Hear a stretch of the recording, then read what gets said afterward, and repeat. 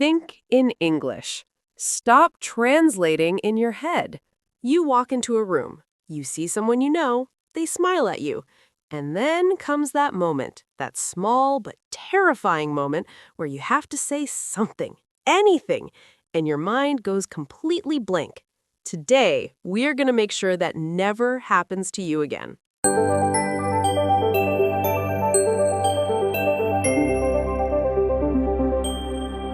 Welcome back to English from Zero. I am Jake. And I am Jessica.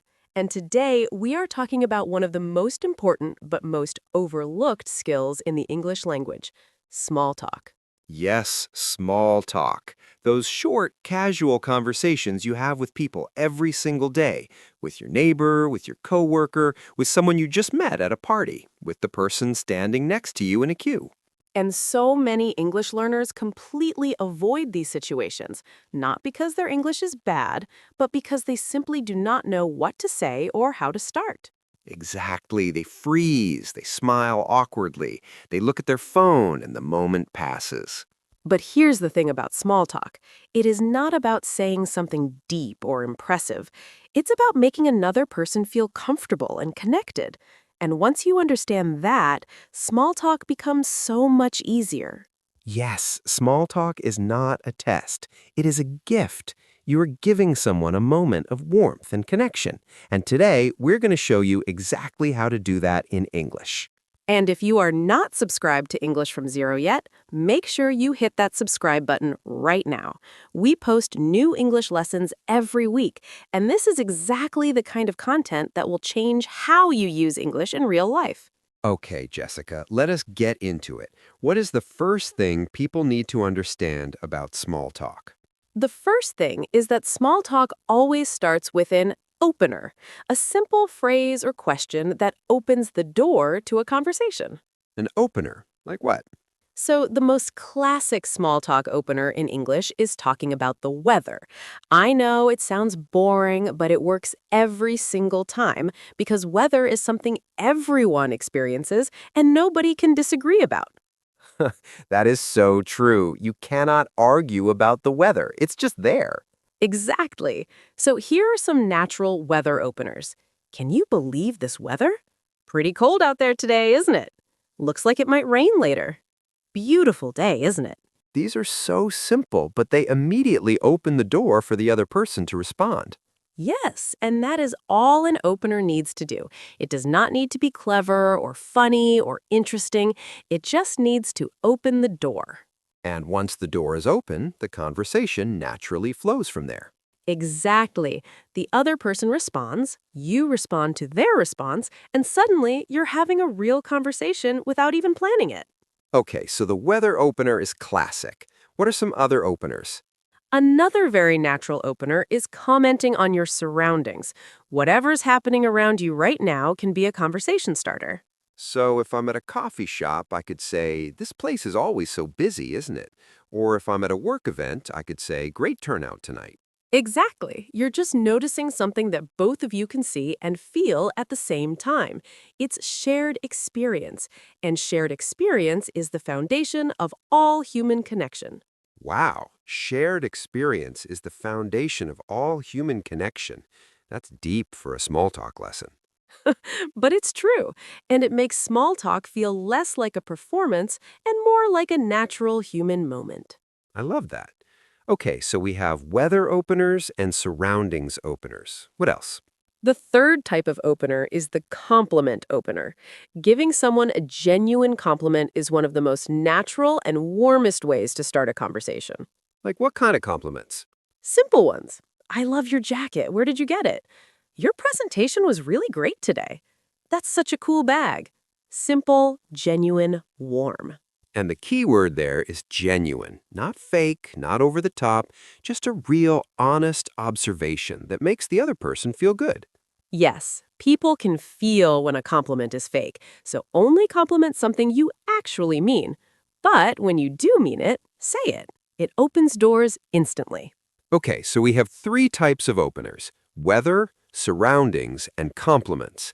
Now what happens after the opener? How do we keep the conversation going?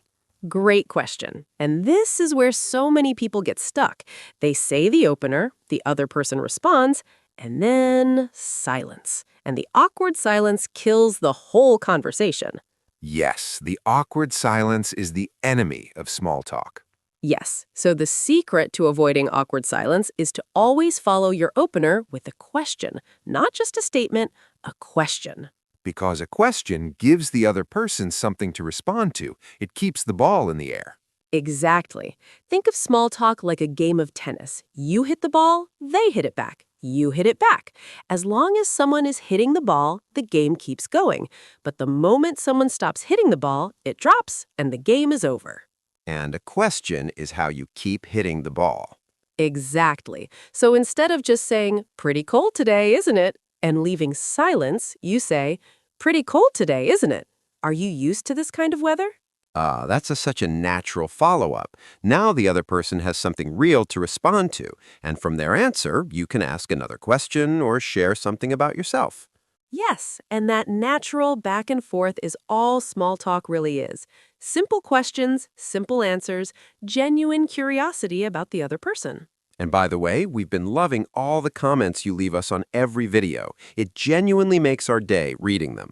If you haven't subscribed yet, join the family. We want you here every week. Okay, let's practice some real small talk exchanges so you can hear exactly how it sounds. Jake, you start. Okay. Hey, can you believe how cold it got today? I know, right? I wasn't expecting it at all. Did you have to come far? About 40 minutes on the train. You? Oh, not too bad. I only live about 15 minutes away. Lucky you. Is this your first time at one of these events? Yeah, actually, my colleague invited me. Do you come often? A few times, yeah. It's always a good crowd. What do you do, by the way? I work in IT. Pretty unglamorous, but I enjoy it. What about you? I'm in marketing, so basically the opposite of unglamorous. Fair enough. Okay, let's stop there. Did you notice how natural that felt? We started with the weather, we asked follow-up questions, we shared small things about ourselves, and the conversation just kept flowing. And nobody said anything deep or impressive. It was all very light, very natural, very easy. Yes, and that's the whole point of small talk. Light, warm, natural. No pressure, no performance. And I use the word unglamorous. Un, in front of a word in English, usually means not.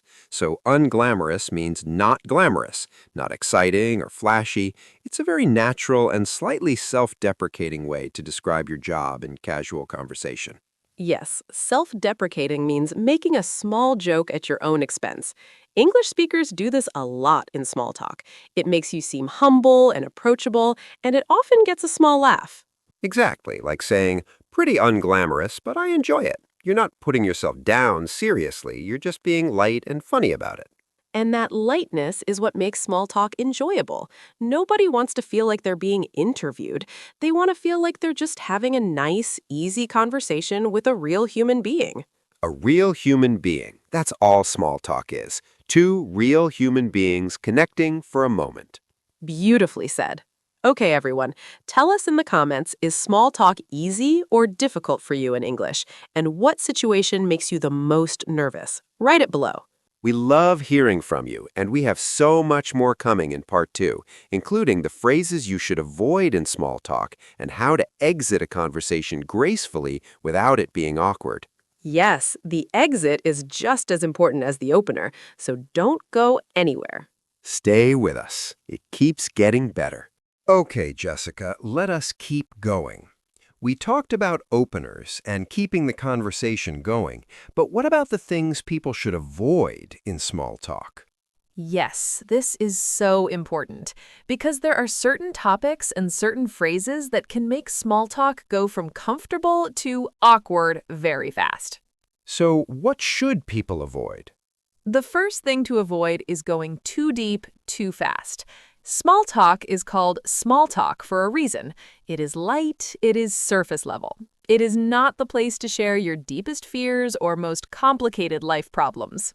Yes, if someone says, "How are you?" they are not asking for your full medical history. They're just opening a door.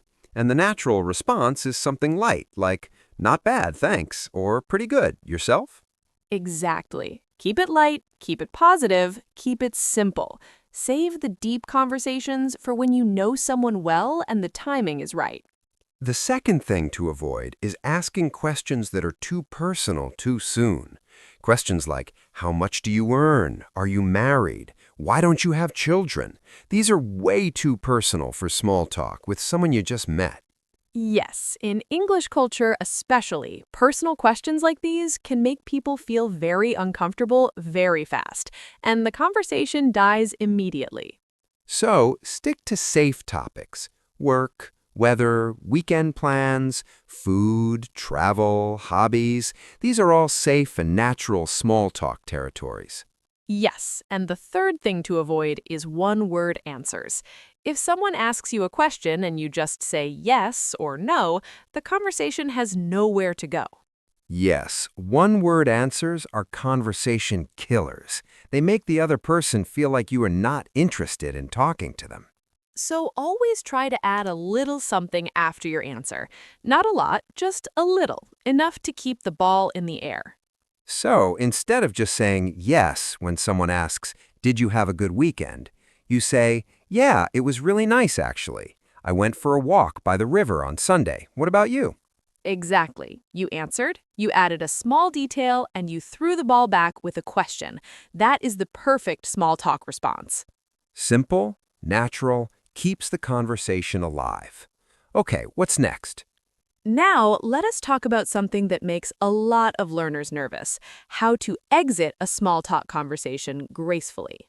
Yes, the exit, because sometimes the conversation has run its course and you need to move on, but you don't want to be rude about it. Exactly. And in English, there are very natural and very polite ways to exit a small talk conversation without making it awkward. So what are they? The first exit phrase is, "It was really nice talking to you." This is the most classic and most natural way to signal that the conversation is coming to a close.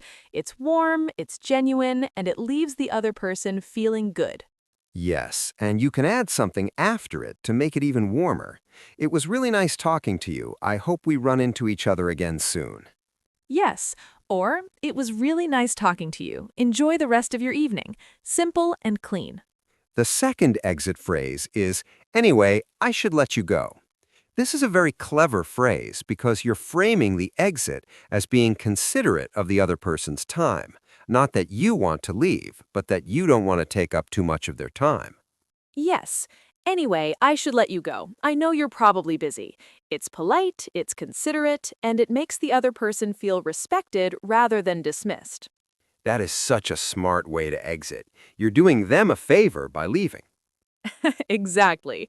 And the third exit phrase is, "I'm just going to grab a drink, but it was great chatting." This is perfect for social events. You're giving a natural reason for moving on without it feeling like a rejection. Yes, I'm going to go say hi to a few people, but it was so nice meeting you. Same idea. Natural, warm, clean exit. Exactly. The key with all of these exits is to always end on a warm and positive note.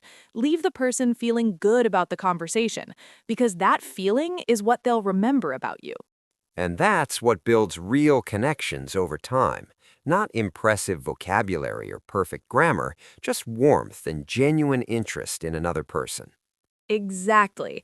Okay, let's do a quick summary of everything we covered today. We started with the three types of small talk openers: weather openers, surroundings openers, and compliment openers. Then we talked about how to keep the conversation going by always following your opener with a question.